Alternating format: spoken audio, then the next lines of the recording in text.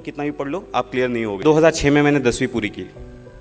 21 मार्च को मेरी परीक्षा खत्म हुई थी और 24 मार्च को मेरे पापा की डेथ हो गई। हमारी छोटी सी बाइसिकल रिपेयरिंग की दुकान है।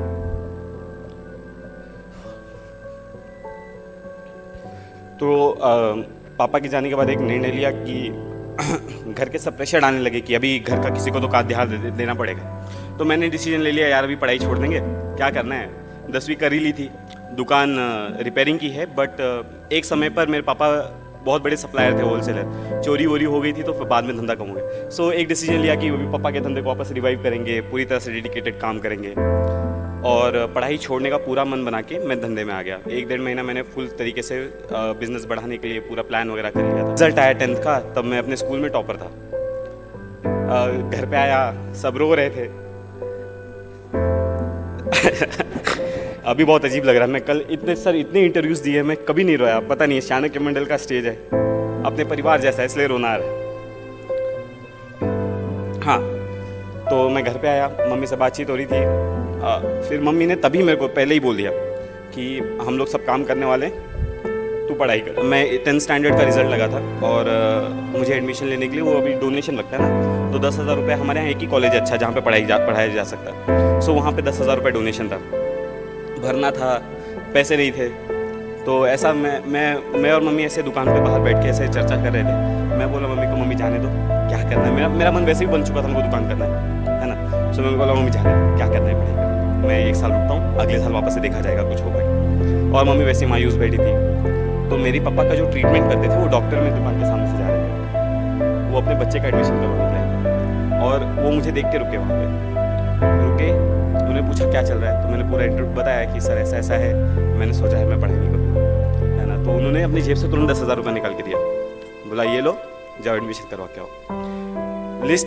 सेकेंड लिस्ट लगने को आधा घंटा बाकी था, तब मैं वहाँ पहुँचा, है ना। और बहुत रिक्वेस्ट की, लिस्ट बन चुकी थी सेकंड लिस्ट, है ना। बहुत रिक्वेस्ट की, ऐसा करके मेरा 11th-12th का एडमिशन हुआ। एडमिशन तो हो गया, 600 रुपये महीना फीस है, क्या किया जाए। तो मैं जब पहले एडमिशन लिया तो मेरे दिमाग में बहुत चीज़ क्लियर थी, मैं पैसे भरने वाला नहीं हूँ, है ना। मैं बोला मैं जी तोड़ पढ़ाई करूँगा, मैं अच्छा मार्क्स लेके आऊँगा, और मैं बाद में हमारे जो प्रिंसिपल हैं उनको मैं रिक्वेस्ट करूँगा कि मेरी फ़ीस माफ़ कर दी जाए। पहले ही महीने में मैं क्लास में, अभी भी जो लोग जानते हैं मेरी आवाज़ थोड़ी अच्छी है, मैं एक भी क्वेश्चन पूछ लो तो सब थोड़ी आवाज़ मजबूत लगती है ना। तो सारे टीचर्स इम्प्रेस हो गए और सबको पता चल गया था कि मेरे घर पे ऐसी सिचुएशन है। 2 साल की पूरी फीस मेरे टीचर्स ने भरी है, मैंने 1 रुपया फ़ी भरा नहीं है। 11th-12th CET दी, CET में 180 मार्क्स आए 200 में से। ये हुआ कि एडमिशन लेना है। अब इंजीनियरिंग में अच्छा खासा पैसा लगता है, तो मम्मी ने 2 साल में पैसे जमा करके रखे थे, बहन कमाती थी, मेरी सैलरी थी। फर्स्ट ईयर का हो गया, बोला फर्स्ट ईयर में जाके 1 लाख रुपए का पूरा बजट था, 70,000 फीस, रहना खाना, 1 लाख रुपए का बजट था। बोला ठीक है, अपना फर्स्ट ईयर हो गया, एडमिशन ले लिया। अगेन सेम थिंग, मैंने बोला कि फर्स्ट ईयर का फीस भर दिया, सेकंड ईयर का फीस भरने का नहीं है, ठीक है। मैं थोड़ा सहम गया, लोगों ने क्लासेस वगैरह लगा लिए, सब्जेक्ट के लिए मैं क्लासेस लगा नहीं सकता था, तो मैंने फुल टाइम अच्छी तरह से मैंने बोला यार इनको हटाओ, मेरे को जो करना मैं वो करता हूँ, ठीक है। ये एटीट्यूड मेरे अंदर मेरी मम्मी की वजह से आया, मेरे को जो करना है उस पर ध्यान देता है, दुनिया क्या बोल रही है उससे क्या करना है, ठीक है। तो मैंने फर्स्ट सेम में पढ़ाई शुरू की, मेरे फर्स्ट सेमेस्टर में 86% आए, मैं यूनिवर्सिटी टॉपर था। जब 86% आ गए, सारे टीचर्स ने नोटिस किया, अरे 86% तो MIT का रिकॉर्ड है। अब बाद में ब्रेक हो गया, अभी तो कुछ भी आ जाते मार्क्स, ठीक है। तो उस समय रिकॉर्ड था, तो टीचर्स ने नोटिस किया, अरे ये कौन है। फिर माधवीलता मैडम नाम की एक मैथमेटिक्स डिपार्टमेंट में एक प्रोफेसर है, तो वो उन्होंने मेरे को राखी बांधी है, she is my rakhi sister. तो उन्होंने बुलाया, अरे वरुण क्या है, तो मैंने मैम को पूरा सिचुएशन घर की मेरी एक्सप्लेन की, और उन्होंने एक प्रोफेसर से लेकर, डीन से लेकर, डायरेक्टर से लेकर हर एक को मेरी सिचुएशन पहुंचा दी, एंड वहाँ से एक प्रोसेस चालू हो गया, ठीक है। सेकेंड ईयर तक वो प्रोसेस पूरा नहीं हुआ था, तो मेरी फीस मेरे फ्रेंड्स ने भरी है ना, फ्रेंड्स ने, उनके पेरेंट्स ने।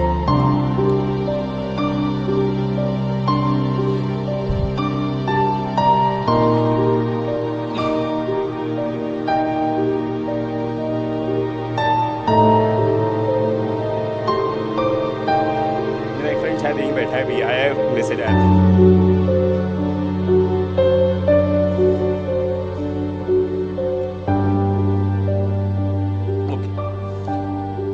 सेकेंड ईयर में ऐसा हो गया, फिर थर्ड ईयर और फाइनल ईयर में वो फ्रीशिप मिल गई, मेरी इंजीनियरिंग ख़त्म हो गई। इंजीनियरिंग होने के बाद अभी ये सिविल सर्विसेज का भूत कैसे आया, अभी इंजीनियरिंग के बाद मैं यूनिवर्सिटी टॉपर, मुझे गोल्ड मेडल मिला हुआ यूनिवर्सिटी का।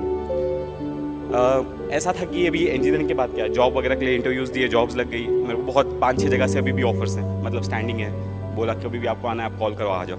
लेकिन हमको भूत सिविल सर्विस का तब तक चढ़ चुका था। कैसा हुआ, मैं 2011 में अन्ना हज़ारे का मूवमेंट शुरू हुआ। अन्ना हज़ारे का मूवमेंट शुरू हुआ, मेरे दोस्त लोग काफ़ी अच्छे हैं, है ना, तो हम लोग ऐसे चर्चा करते रहते थे, यार क्या चल रहा है दुनिया में, है ना। तो ऐसे अन्ना हज़ारे का सारे बोलते थे यंगस्टर्स को आगे आना चाहिए, कुछ तो देश के लिए करना चाहिए। तो हम लोग बोलते थे यार ये क्या है, कुछ करना चाहिए क्या अपने को, ऐसे, है ना। तो हुआ कि हाँ यार ठीक है, सोचते हैं कुछ करते हैं। तो सबसे पहले सोचा था कि अपने स्टडीज़ से रिलेटेड ही कुछ करेंगे, कुछ अच्छा प्रोजेक्ट बनाएंगे जो सबको हेल्प हो सके। तो बी में प्रोजेक्ट लिया, लेकिन वो सक्सेसफुल नहीं हुआ। तो बोला यार प्रोजेक्ट का तो वाट लग गया, ठीक है। तो हुआ कि और कुछ करते हैं। तो मैंने सबसे पहले मेरे को कॉर्पोरेट सेक्टर में जॉब मिली थी। तो मैंने बोला यार कॉर्पोरेट में नहीं जाते हैं, हमको अपने टेक्निकली रहना है, हम पब्लिक सेक्टर में जाएंगे। पब्लिक सेक्टर की तैयारी, मतलब गेट वगैरह की, मैंने गेट थर्ड ईयर में दी थी, मेरा रैंक 384 आया। फाइनल ईयर में दी 143 आया। बोला यार अब तो सेट है, IIT मिल रहा है, सब मिल रहा है, किसी भी कंपनी में जॉब मिल जाएगा। ये PSU का जॉब मिल गया, तब मैं कुछ लोगों से मिलने गया, है ना, ऐसे ही चर्चा करते करते। तो उन्होंने बोला यार तू टेक्निकली इतना अच्छा है ना, you are so good, you are so bright, why don't you give IES, engineering services. अब मैंने सिलेबस देखा, बोला यार ये तो अपना ठीक है, हो जाएगा, कोई दिक्कत नहीं। तो इंजीनियरिंग सर्विस की तैयारी शुरू करते हैं। तो अभी तक मेरी ग्रेजुएशन कंप्लीट हो गई थी, ठीक है, मैंने गेट दे दी थी और I was about to take admission. तो मैंने बोला यार इंजीनियरिंग सर्विसेज करते हैं, PSU छोड़। तो मैंने PSU को नहीं लिया, मैंने इंजीनियरिंग सर्विस की तैयारी शुरू की। 3-4 महीना मैंने वो किया, ठीक है। 3-4 महीना वो किया, तब लोगों से बातचीत चालू रहती है, आप वैक्यूम में जाके पढ़ाई नहीं शुरू करते, है ना। सो आप लोगों से बातचीत करते हो, तो किसी ने मेरे को सजेस्ट किया यार तू इतना ब्राइट है तो इंजीनियरिंग सर्विसेज को करा, तो सिविल सर्विसेज देख, है ना, वो तो और बड़ी पोजीशन है, हाँ यार ये भी सही है ना। तो सिविल सर्विसेज का देखते हैं क्या है। तो पहले तो उठाया हिस्ट्री ज्योग्राफी, कुछ नहीं समझा, मैं बोला यार ये तो सर का दर्द है ना। तो उसके बाद मैंने बोला करेंगे। तो मैं एक जन से मिलने गया था, मैं यहाँ पे दूसरा रीज़न बताता हूँ क्यों पीछे रह जाते हैं। मैं एक जन से मिलने गया था, वो बोल रहे थे कि यार UPSC में जो पास होते हैं तो 30 मार्क, मतलब ये। तो देखो जब आप खुद को सब स्टैंडर्ड समझने लगते हो कि यार वो 30 मार्क खाने में सब स्टैंडर्ड, है ना, एक्स्ट्राऑर्डिनरी और सब स्टैंडर्ड में कभी कॉम्पिटिशन नहीं होता, ठीक है। अगर आप खुद को सब स्टैंडर्ड मान लिए तो आप कभी एक्स्ट्राऑर्डिनरी से कम्पीट ही नहीं कर सकते, है ना। तो मैं जब उनसे मिलने गया था, मैंने उनको बोला था कि वो होगा 30 मार्क खान, मैं भी 30 मार्क खाना, ठीक है। तो हम दोनों, तो आपका जो हमारे यहाँ बाहर का एटीट्यूड होता है ना, अभी मेरे को 2-3 दिन से इंटरव्यूज़ लेने जब आ रहे हैं ना, वो पूछते हैं कि आपका बैकग्राउंड है, हाँ आप तो बहुत ब्राइट हो, लेकिन जो 50-60s वाले हैं उनका क्या, है ना। तो मैं उनको बोलता हूँ 50-60s वाले अगर खुद को 50-60s वाले और हमको ब्राइट समझने लगेंगे तो हमसे कम्पीट ही नहीं कर पाएंगे, ठीक है।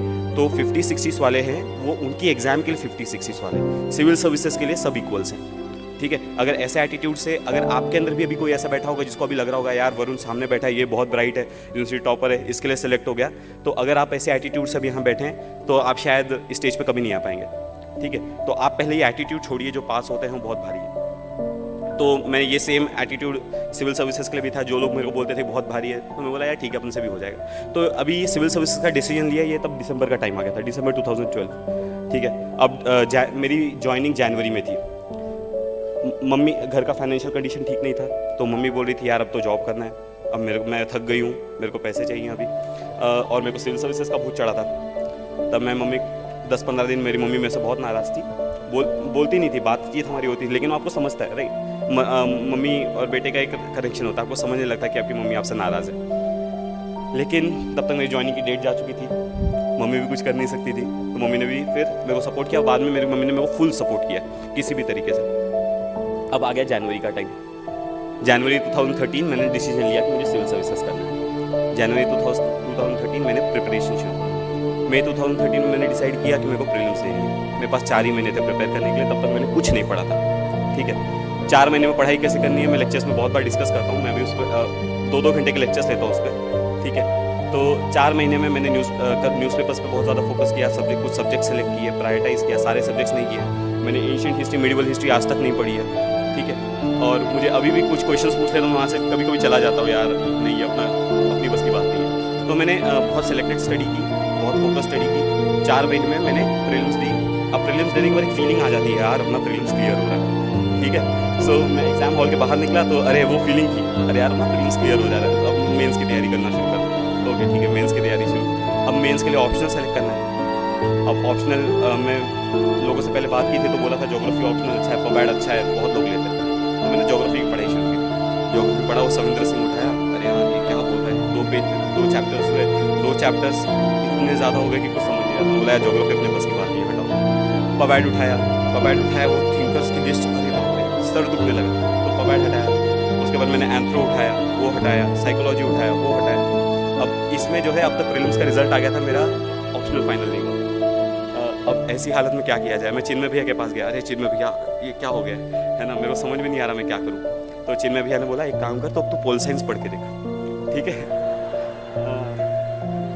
तो मैंने पोल साइंस की शुभ्रा रंजन की बुक है, मैंने वो उठाई और वो काफ़ी सिंपल लैंग्वेज में लिखी है, तो मैं वो पढ़ा, बोला हाँ यार ये जम रहा है अपने को। लेकिन तब तक मेरा तो अभी भी फाइनल नहीं हुआ था, मेंस के फॉर्म भरने का मौका आ गया था, है ना। अब मैं डिटेल एप्लीकेशन फॉर्म भर रहा था, तो मैं सारी बुक सामने लेके बैठा था, ज्योग्राफी की, हिस्ट्री की, है ना, और मैं सोच रहा था मैं ऑप्शनल कौन सा भरूँ, ठीक है। सो फाइनली मैंने वहाँ पे पोल साइंस डाला और उसके बाद मैंने पोल साइंस लिया, बोला अभी ये सब साइड हटाए, मेरा ऑप्शनल पोल साइंस है, ठीक है।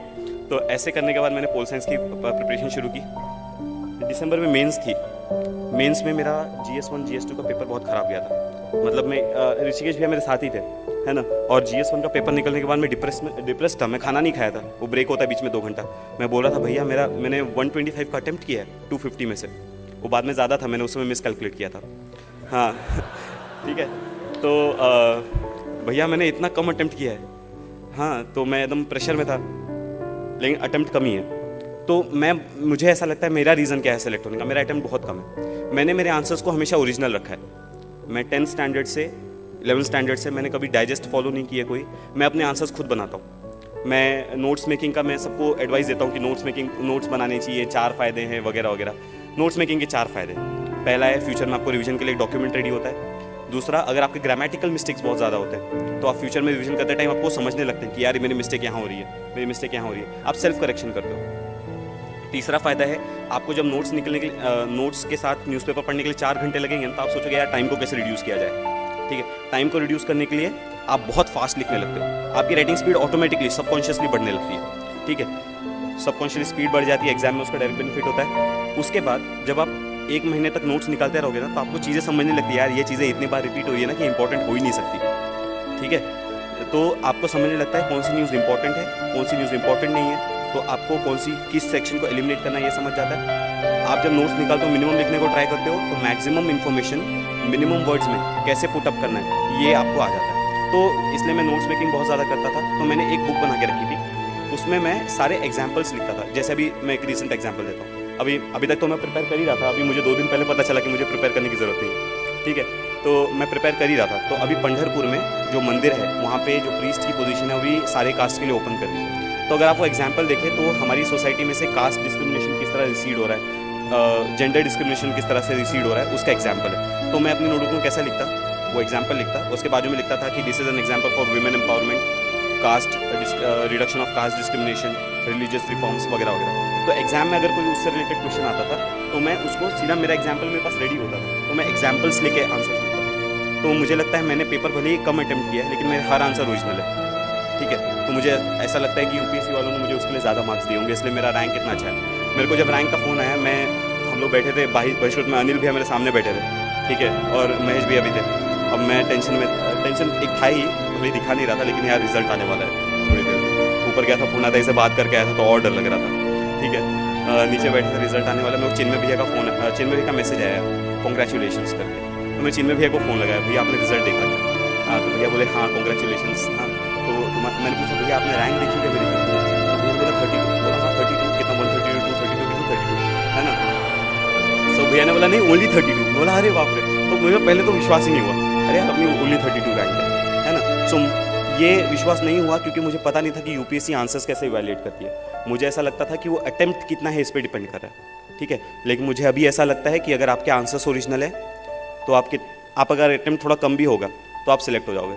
सो अभी से अगर आप प्रिपेयर करना चाहते हो तो अभी से आपका एफर्ट वो होना चाहिए कि आप अपने आंसर्स को ओरिजिनल कैसे बनाओगे। दूसरा, प्रेशर आना बहुत, देखो एबनॉर्मल सिचुएशन में एबनॉर्मल रिस्पॉन्स एक नॉर्मल बिहेवियर होता है, ठीक है। अगर एबनॉर्मल सिचुएशन में आप नॉर्मली बिहेव कर रहे हो तो आप एबनॉर्मल हो, ठीक है। सो ये जो है एग्ज़ाम की सिचुएशन, ये एक एबनॉर्मल सिचुएशन है जिसमें आपको बहुत ज़्यादा प्रेशर होता है, आपको बहुत ज़्यादा पढ़ना पड़ता है। तो इसमें एक एबनॉर्मल रिस्पॉन्स, टेंशन आना है ना, पसीने आना, जैसे भैया ने जो बताया कि आप सही ट्रैक पे जा रहे हो, तो अगर आप वैसे हो तो आप नॉर्मल हो, ठीक है। आपको बिल्कुल टेंशन लेने की ज़रूरत नहीं है। जिसको बिल्कुल भी टेंशन नहीं आ रहा ना, उसको टेंशन लेने की ज़रूरत है, ठीक है। सो टेंशन फील होना ज़रूरी है, बट वो टेंशन में आप खच जाते हो या उसको और फाइट बैक करते हो। मैं हमेशा क्लास में एक एग्जांपल देता हूँ टाइम टेबल्स का। मुझे लोग पूछते हैं प्लानिंग कैसे करनी है, सब्जेक्ट्स को कैसे अरेंज करना है, ठीक है। तो टाइम टेबल्स कैसे बनाना है, प्लानिंग कैसे करनी है, तो मैं मेरा टाइम टेबल कैसे बनाता था मैं बताता हूँ, ठीक है। देखो टाइम टेबल सब लोग बनाते हैं, तो मैंने भी टाइम टेबल बनाया। दो टाइप के लोग होते हैं, एक होते हैं जो टाइम टेबल फॉलो करते हैं, दूसरे होते हैं जिससे टाइम टेबल फॉलो नहीं होता। वो पर्पसफुली वायलेट नहीं करते, लेकिन कभी यार कुछ मूवी देखने का मन कर गया है ना, किसी ने बुला लिया, घर पे से फ़ोन आ गया, तो टाइम टेबल वायलेट हो जाता है, ठीक है। सो पहले होते हैं जो टाइम टेबल फॉलो करते हैं, दूसरे होते हैं जिससे टाइम टेबल फॉलो नहीं होता। जिनसे जो फॉलो करते हैं भाई डन बेस्ट, जिनसे फॉलो नहीं होता उनमें वापस से दो कैटेगरी के लोग होते हैं। एक होते हैं जो टाइम टेबल वायलेट नहीं, फॉलो नहीं हुआ, यार क्या होगा, यानी मैं यूपीएससी क्रैक कर पाऊंगा क्या, यानी टाइम टेबल की जो प्रॉब्लम है वो यूपीएससी क्रैक करने तक पहुंच जाती है, ठीक है। सो एक ये क्लास के होते हैं, और दूसरा जो बंदा होता है टाइम टेबल फाड़ता है, बोलता है मेरे पास इतना टाइम बचा है, इतना स्टडी बचा है, मैं नया टाइम टेबल बनाता हूँ, ठीक है। सो आपसे जो गलतियाँ हो गई हैं आपके और सोचने